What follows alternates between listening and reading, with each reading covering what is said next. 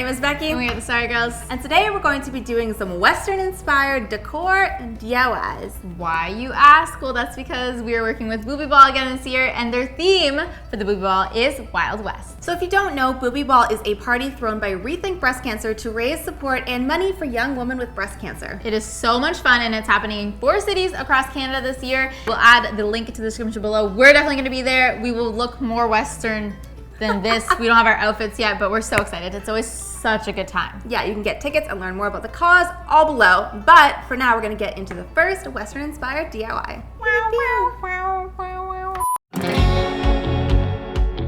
So buffalo skulls are totally like a standard decor piece in all Wild West themed anything, but I don't love the idea of a real skull on my wall, plus they're boring and basic. So we're gonna show you how to make a jazzed up bison buffalo skull wall piece. So Halloween's coming up, so it's a great time to find cheap plastic skulls in store. We have this cute little ram boy here, but we just need to adjust his horns a little to give us more of the buffalo bison look. Hello, Kelsey. Stop. Send me back to the desert. We took out the plastic horns and are molding new ones from tinfoil. Make sure to leave a part of the base that fits nicely into the space where the plastic horns were. To cover the tinfoil, we're wrapping jute rope around the horns and holding it in place with hot glue. Once that's done, we glued the horns to the skull with even more hot glue. Now it's time to give our skull a glam makeover.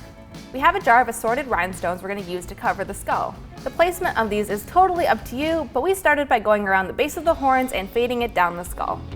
Then we filled in the eyes and the nose with even more rhinestones.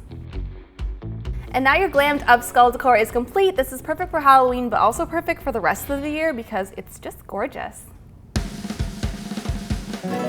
Next up, we're going to make a super cute cactus holder. This is out of clay. It's very easy. It's gonna hold your rings or any other jewelry or just look cute. And this is how you make it. We'll be making this ring holder out of some oven-baked white clay. Start by rolling out a ball and then flatten it to make a round circle. You can use a rolling pin or a wooden dowel if you want to do it Sorry Girl style. Next, use a circular object to cut out a circle from the clay. Use your fingers to mold the edges of the circle slightly upward to create a dish shape. Next, take some more clay and then roll it out in a long snake shape. You want this to be thinner than your finger so that your rings can fit onto it.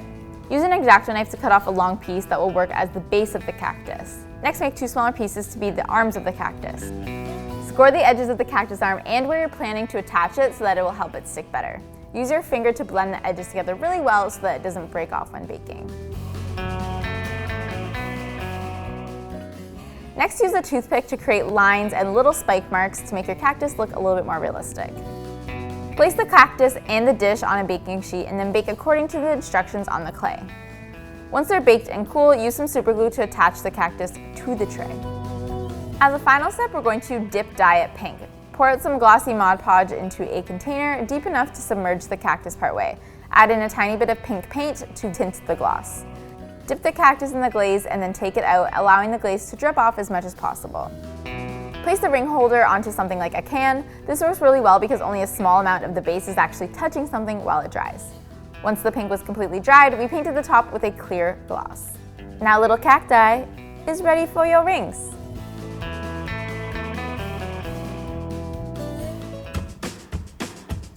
So this last DIY is really cool because it may or may not actually be present at the Boobyball parties this year. Yes, it is a giant DIY horseshoe game. We just thought a giant version would be A, cuter, B, a little bit safer because it's not metal horseshoes. No, floor safe. And did I mention cuter? Yes. To start, pick up fabric in 2 different colors, about 1.5 yards per color. We decided to use canvas to make sure our horseshoes won't break when playing. Next, you can use our horseshoe template, which you can find linked below. Place your template on top of your fabric folded in half. This will make 2 matching shapes. Pin this in place and cut it out, leaving some seam allowance. Move your template and repeat this previous step. This will ensure you have 2 horseshoes for your game.